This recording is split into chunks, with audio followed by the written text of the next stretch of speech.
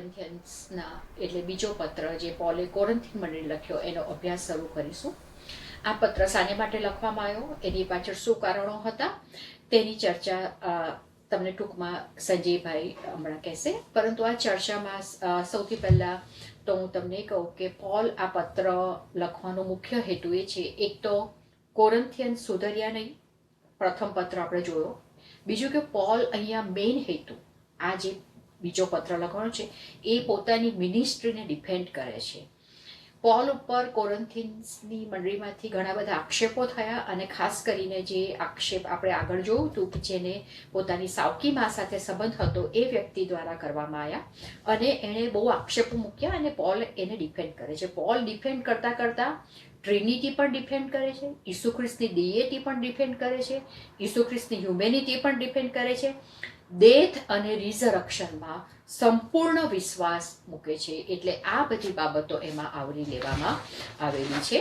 તો સંજીવભાઈ આપણે સીધા બહુ નાનું ચેપ્ટર છે એટલે પ્રશ્નો પર જ જઈશું. તો તમે મને કહેશો કે શું ઇતિહાસ હતો આ બીજો પત્ર લખવા પાછળ? હા, એટલે મેં થોડું એક્સ્ટ્રા અભ્યાસ કર્યો અને એમાં એવું જાણવા મળ્યું કે એકચ્યુઅલી 4 પત્ર હતા અને આપણે 4 કે 5 હતા એથી, અને એમાંથી જે સચવાયા ત્યાં 2 સચવાયા છે. એટલે પણ જે મેઇન હેતુ હતો પત્ર લખવાનો કે કોરિન્થીઓને પહેલો પત્ર કે બીજો પત્ર આપણે કહી શકીએ. જે બીજો પત્ર છે એકચ્યુઅલી પહેલો પત્ર છે, બીજો પત્ર છે, એ મળવા છતાં કોરિન્થીઓને એમની મંડળીમાં આઈ થિંક એમની મંડળીમાં સુધારો ના આવ્યો અને ઉલટું એવું લાગ્યું કે એ લોકો એવું કહેતા હતા કે અમને પોલનું નેતૃત્વમાં પ્રોબ્લેમ છે, અમને બરાબર શિક્ષણ આપવામાં નથી આવ્યું અથવા તો અમને એટલા માટે અમે કદાચ આવું કરીએ છીએ અને કરતા રહીએ છીએ. એટલે કે જે પોલના લીધે પ્રોબ્લેમ છે, અમને કશો પ્રોબ્લેમ નથી, અમે બધા બરાબર જ ચાલીએ છીએ ઈશ્વરની જે આજ્ઞાઓ પ્રમાણે જે છે બાઇબલ, આમ અસ્યુમ એવું કહેતા હશે. એટલે કારણ બીજો પત્ર લખવાનું કારણ કે પાઉલે એટલા માટે કે ભાઈ આ બધી પ્રવૃત્તિ હજી ચાલુ રહી એટલા માટે એમણે બીજો પત્ર લખ્યો. અને બીજું કારણ એ કે પોલ એમની વિઝિટ કરવાના હતા પોતે, પરંતુ સંજોગોવશાત એમણે ના જઈ શક્યા અને એમણે કહ્યું બી ખરું કે હું કદાચ નથી એટલા માટે આવતો કે હું જો આવીશ તો કદાચ એટલે એવું થઈ શકે. લખ્યું નથી ને કારણ શેના માટે નથી આવ્યા, પરંતુ એમને આવવાની ઈચ્છા બહુ હતી પરંતુ કંઈક સમથિંગ કશું આવી પડ્યું ના જઈ શક્યા. એટલે કોરિન્થીઓ એવો બી આક્ષેપ કરતા હતા કદાચ કે તમે તમારું મગજ ફેરવી કાઢો છો, તમને મળવા આવવાનો તો પછી ના આવ્યા. ઘણી વાર નથી કહેતા કે ભાઈ આપણે પેલી સભાઓમાં વક્તાને બોલાવ્યો હોય પછી ખબર પડે ને પછી થોડા પછી કેન્સલ કરે તો કે ભાઈ કેન્સલ કેમ કર્યું, અમને નથી ગમતા એટલા માટે કેન્સલ કર્યું. એટલે એનું એમ કેવું છે કે ભાઈ એવું કશું હતું નહીં, પણ મને એવું લાગ્યું કે કેન્સલ કરવાનું સારું છે ત્યારે, અને ખાસ એટલા માટે કેન્સલ કર્યું એવું છેલ્લા 23મી 24મી કલમમાં કે જેથી કદાચ એટલે એવી રીતે વર્ણન નથી લખ્યું અંદર, પણ એમણે ઈશ્વરને સાક્ષી રાખીને કહું કે એમાં ખરેખર મારે આવવાનો પણ નથી આવતો એટલા માટે કે તમને કદાચ સાચો માર્ગ મળી જાય પહેલાં, કદાચ પોતે જાય તો કદાચ રૂબરૂ કોઈની સાથે તમારે આમ કોઈને તમે કાગળ લખીને કહો અથવા તો રૂબરૂ કહો, રાઈટ? રૂબરૂ કહો તો ઘણીવાર it can escalate both ways, ઘણીવાર એમાં ઇટ્સ નોટ ઇઝી. એટલે કદાચ એમણે થોડો ટાઈમ આપ્યો કે આપણે બીજો પત્ર લખીને એમને થોડો સમય આપે ઇન્સ્ટેડ ઓફ હું વિઝિટ કરું તો કદાચ એ લોકો સુધરી જાય જે એમાં પ્રોબ્લેમ ચાલે છે. એટલે બીજો પત્ર લખવાનું કારણ ઇન સમરી વોઝ કે પહેલાં પત્રથી કોઈ સુધારો થયો હોય એવું પાવર પ્રેરણા લાગ્યું નહીં. Very good સંજીવભાઈ. આપણે અહીંયા પોલ બહુ મુશ્કેલીઓ વર્ણવે છે અને આપણે જાણીએ છીએ, આપણે એક્ટ્સનો પણ અભ્યાસ કર્યો, કોરિન્થીઓનો બી અભ્યાસ કર્યો અને આપણે જોઈએ છીએ કે પોલ એટલી બધી મુશ્કેલીઓમાંથી પસાર થયો. બિઈંગ અ ક્રિશ્ચન, જો કદાચ આપણને આટલી બધી મુશ્કેલીઓમાંથી પસાર થવાનું થાય તો કદાચ આપણે ખ્રિસ્તી ધર્મ છોડી દઈએ, બરાબર? આપણે પ્રથમ સદીના ખ્રિસ્તીઓની જો હાલત જોઈએ તો એમને કોઈ સમૃદ્ધિ મળી નહોતી, કોઈ શાંતિ મળી નહોતી. એમને પથ્થરની જમીન મળી હતી સૂવા માટે અને સૂકા રોટલા મળ્યા હતા, બરાબર? પરંતુ તેમ છતાં તેમણે ઈશ્વરનું નામ છોડ્યું નહીં અને 2000 વર્ષ પછી પણ ઈશ્વરની મંડળી આજે પણ ઊભી છે, પ્રભુ ઈસુની મંડળી. એ એક બહુ અમેઝિંગ વસ્તુ છે. પરંતુ અહીંયા પોલ આપણને એવું કહે છે God is a God of comfort, એટલે કે દિલાસાનો ઈશ્વર. તો તમે કોઈક એક્ઝામ્પલ આપીને અથવા તો તમે શું સમજ્યા એ બાબતથી કે પોલ એવું કહે છે કે દિલાસાનો ઈશ્વર છે આપણો, એ એટલે તો જરા સમજાવશો? એટલે આપણો ઈશ્વર આપણને દિલાસો પૂરો પાડે છે આપણી તકલીફોમાં. એટલે આપણા વિશ્વાસથી, જો આપણે વિશ્વાસમાં દ્રઢ રહીએ તો ઈશ્વર આપણને દિલાસો પૂરો પાડે છે. એ દિલાસો આપવા માટે આપણાના જે મંડળીના બીજા માણસો હોય છે તે આવીને તમને દિલાસો આપે છે. તો એ લોકોને દિલાસો આપવાની એક તક આપવામાં આવે છે તમારી તકલીફ દ્વારા. એટલે ઘણીવાર આપણાને, અને ઘણીવાર દિલાસો અને વિશ્વાસ, એટલે દિલાસો તમારે તકલીફ પડી એટલે તમને દિલાસો આપવામાં આવ્યો. પરંતુ આપણે જો એને થોડુંક વધારે જોઈએ તો દિલાસો એટલે જેમને તકલીફ પડે ત્યારે તમને દિલાસો આપે. એટલે ઘણીવાર તકલીફ ના પડે તો તમે કદાચ ઈશ્વર ના પણ યાદ આવે. એટલે ઘણીવાર તમને તકલીફ આવી છે તો આપણે એવી રીતે ના જોઈએ કે તકલીફ મને જ કેમ આવી. કે ઘણીવાર મોટાભાગે એવું જોઈએ છે કે આપણે તકલીફો ના આવતી હોય તો ઈશ્વરને જનરલી એટલું બધું કંઈ એટલા હૃદયથી આપણે એ નથી એ કરતા. કે અને તકલીફમાં એવું નથી હોતું કે તમારા પોતાના તકલીફ, તમારા ફેમિલીમાં તકલીફ હોય, તમારા દીકરા કે દીકરી કે જે બી કંઈ તકલીફ હોય, જોબમાં તકલીફ હોય, એટલે તકલીફો મલ્ટિપલ રીઝન. પણ તમે તકલીફમાં આવો ત્યારે તમને ઈશ્વર થોડો વધારે યાદ આવે. I mean it's natural. I mean એવું ના હોવું જોઈએ. એટલે એ દરમિયાન તમે બીજા પ્રાર્થના કરી શકો, બીજા લોકો તમારા માટે પ્રાર્થના કરે, એ મંડળી તમારી એકત્ર થઈને ઈશ્વરને પ્રાર્થના કરે છે. એટલે દિલાસાનું જે કાર્ય છે, એટલે આમ દિલાસો જોવા જઈએ તો એવું લાગે કે ભાઈ મને તકલીફ જ શું કામ આવી, પહેલી દિલાસો આપણને જરૂર પડે એવી. હું આટલી ભક્તિ રોજ કરું છું, સવાર સાંજ બપોર, તમને તકલીફ જ કેમ આવી? એટલે પણ આપણે ઈશ્વર, આપણે જાણીએ ક્રિશ્ચન, હવે ખ્રિસ્તી તરીકે, કે આપણો ઈશ્વર એવું નથી કે તમને તકલીફ નહીં આવે. એ કે તકલીફ આવશે, જેમ બધાને આવે છે એમ તમને પણ આવશે, પરંતુ તમારી સાથે રહીશ. એટલે એ આપણે ખાસ યાદ રાખીએ. એટલે દિલાસાનો ઈશ્વર આપણને એ રીતે કહેવામાં આવે છે કે આપણો ઈશ્વર આપણી સાથે છે હંમેશા, અને દિલાસામાં તકલીફમાં વધારે પાસે છે, એવું મને મારી દ્રષ્ટિએ. આપણે હમણાં હું એક લાઈક એવું કે આપણે દુઃખી હોય તો આપણી જોડે દુઃખી થનારા ઘણા લોકો હોય છે, પણ ઘણીવાર આપણા મિત્રો હોય છે. જો આપણે સુખી થઈ જઈએ કે સક્સેસફુલ થઈ જઈએ તો સૌથી પહેલા આપણા મિત્રો જ આપણી ઈર્ષા કરવાનું શરૂ કરી દે છે. એટલે I will not go to on that way, પણ એટલે બધા મિત્રો નહીં, પણ એમાં એકાદ તો આપણા મિત્રોના ગ્રુપમાં એકાદ તો હોય છે કે would not be happy if you are successful. હા, તમે દુઃખી હો તો ચોક્કસ તમને મદદ કરશે, but that is their nature. બરાબર. ઓકે, તો અહીંયા સંજયભાઈ એમની મુશ્કેલીઓ વર્ણવે છે. તમને યાદ છે કે કઈ કઈ મુશ્કેલીઓ પોલ વર્ણવે છે આ ચેપ્ટરમાં એની પોતાની? એમની ખાસ જે મુશ્કેલી હતી એ જે વર્ણવે છે, એ એશિયામાં જ્યારે લોકો હતા ત્યારે એટલી બધી સખત મુશ્કેલી. આપણને કહેતા નથી કઈ મુશ્કેલી હતી એશિયામાં, પરંતુ કહે છે કે અમને જીવવાની પણ આશા નહોતી. એટલે એવું લાગે છે કે એમને જે પ્રોસિક્યુશન બહુ સખત હતું, અને એમને લાગ્યું કે હવે મારો અંત આવી ગયો. તો પણ ઈશ્વરે એમને બચાવ્યા, અને બચાવ્યા તો પછી એમનું કાર્ય આગળ ચાલુ રહ્યું. એટલે જે ઈશ્વરનો જે અને કેવી રીતે બચ્યા તો એમને કદાચ ખબર નથી. ઈશ્વરના વિશ્વાસ દ્વારા ઈશ્વર જ બચાવ્યા. કારણ કે ઘણીવાર આપણે બચી જઈએ છીએ તો આપણને ખબર ના પડે કે આપણે કેવી રીતે બચી ગયા, આટલા બધા જીવલેણ ઘટનામાંથી કેવી રીતે બચી ગયા. એટલે પોલ એ ઘટના દર્શાવે છે કે એશિયામાં જ્યારે લોકો હતા ત્યારે એમનો જીવ જશે જ એવી જ એમને ખાતરી પણ થઈ ગયેલી, પરંતુ એ ઈશ્વરમાં મજબૂત રહ્યા, વિશ્વાસમાં મજબૂત રહ્યા, અને એથી એ તમારા ત્યાં કાગળ લખી શક્યા, પત્ર લખી શક્યા, અને આગળ એમનું કામ કરી શક્યા. એટલે આ તમે જે આગળ કહ્યું ને કે આમાં આ જે બીજો પત્ર છે એમાં ત્રીજો અને ચોથો પત્ર, એટલે 2 પત્રો વિશેષ વધારાના પણ જોઈન કરવામાં આવેલા છે. પણ આ બધામાં આપણે એક વસ્તુ બહુ જ ધ્યાન રાખીએ, અને મને હંમેશા એવું થાય છે કે આપણે તો અમેરિકામાં છીએ અને આપણે ખ્રિસ્તી ધર્મ બહુ સહેલાઈથી પાળી શકીએ છીએ. આપણને કોઈની રોકટોક નથી. આપણે ઓફિસમાં બી પાળી શકીએ છીએ, ગમે ત્યાં કોઈ આપણને કશું કહેનારું છે નહીં. બરાબર. ઇન્ડિયામાં જ્યારે આપણે વિચાર કરીએ ત્યારે આપણને દુઃખ થાય. ચાઇનામાં આપણે જ્યારે વિચાર કરીએ, જે લોકો ખ્રિસ્તી ધર્મ પાળે ત્યારે દુઃખ થાય.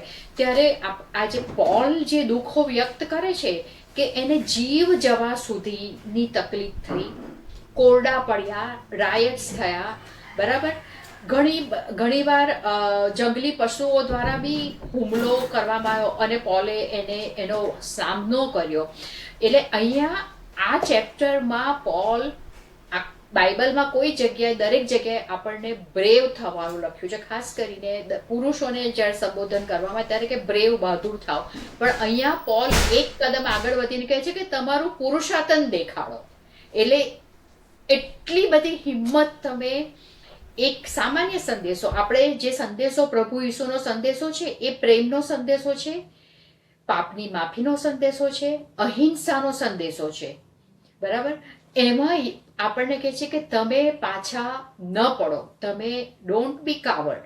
આપણે જેને ગુજરાતીમાં કાયર કહીએ છીએ, બરાબર, કાયર ન થાવ, તમે બહાદુર બનો, પુરુષ બનો અને આગળ વધો. એટલે એ બહુ અગત્યની બાબત અહીંયા પોલ અહીંયા કહે છે.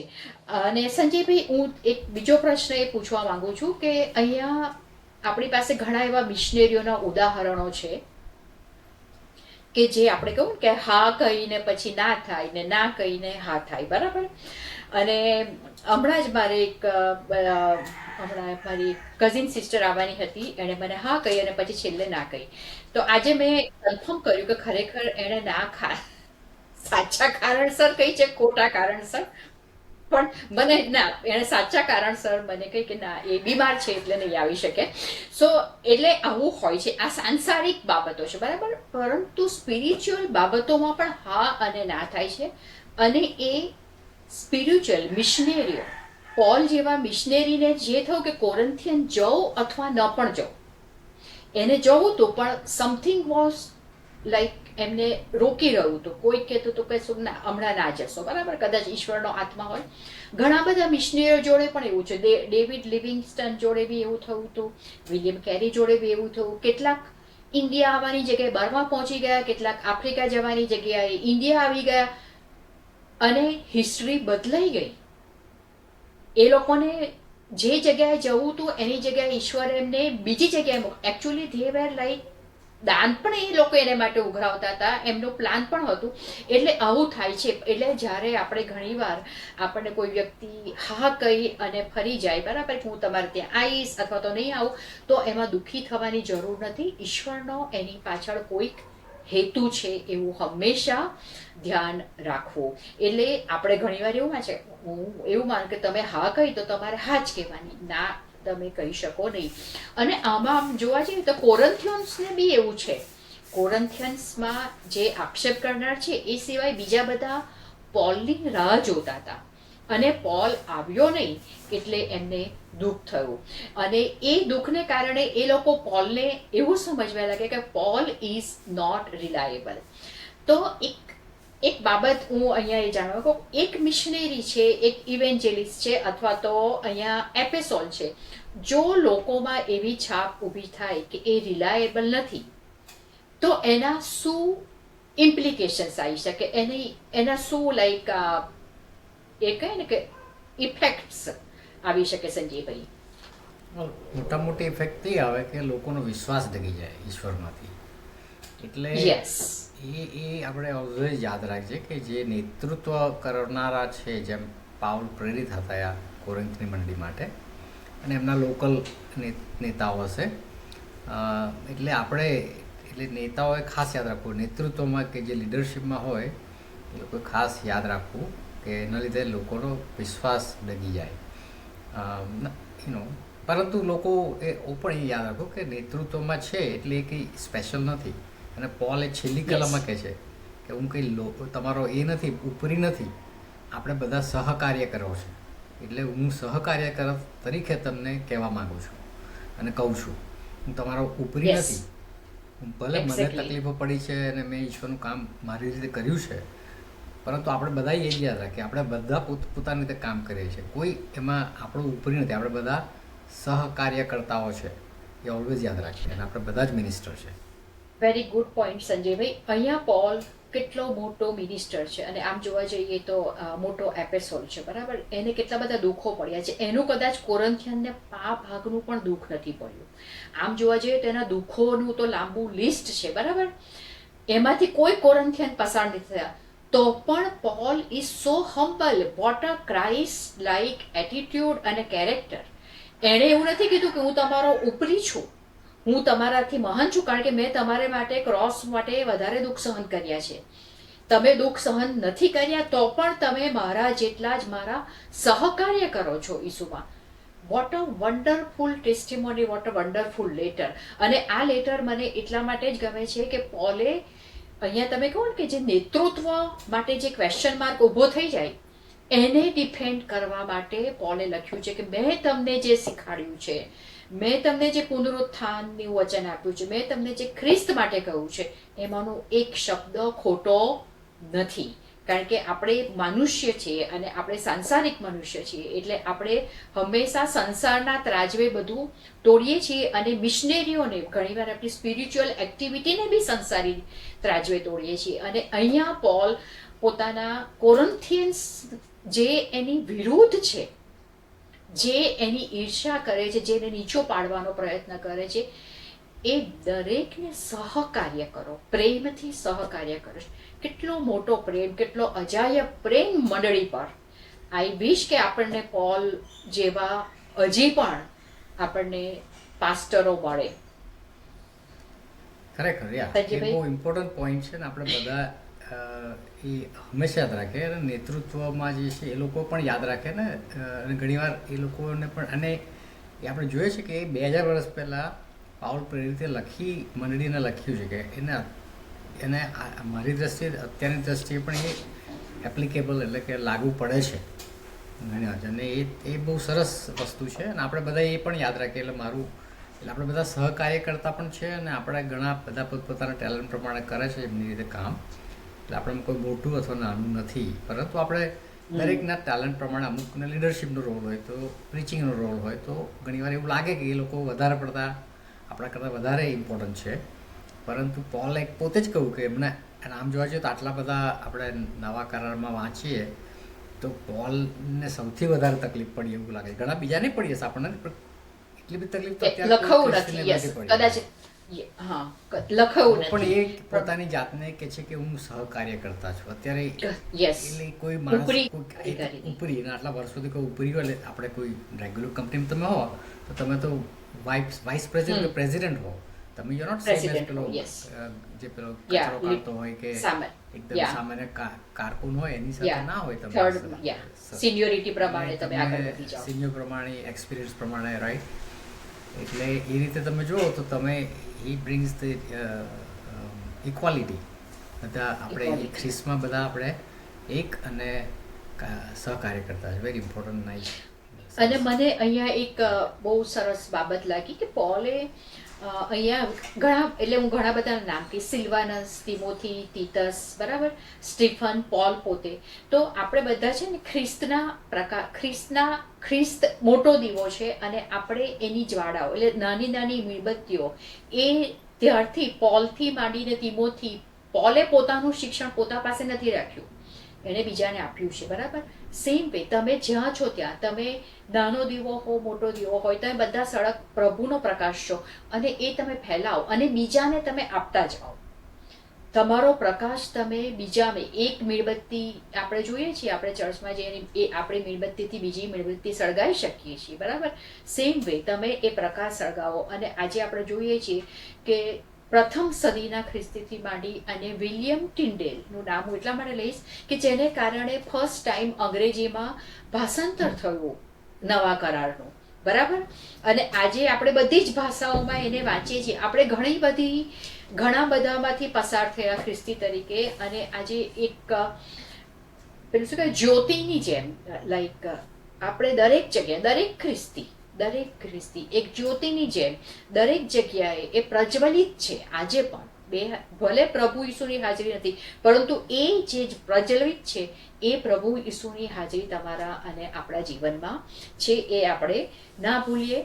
અને બીજો કોઈ સવાલ હોય તો આપણે એની ચર્ચા કરીએ, નહીં તો આપણે અહીંયા પૂરું કરીએ અને પછી નેક્સ્ટ ટાઈમ. એટલે એક ખાલી મારે એક પેલી બીજી એક કલમ છે કે આપણે ક્વેશ્ચન હાની હા ને નાની ના.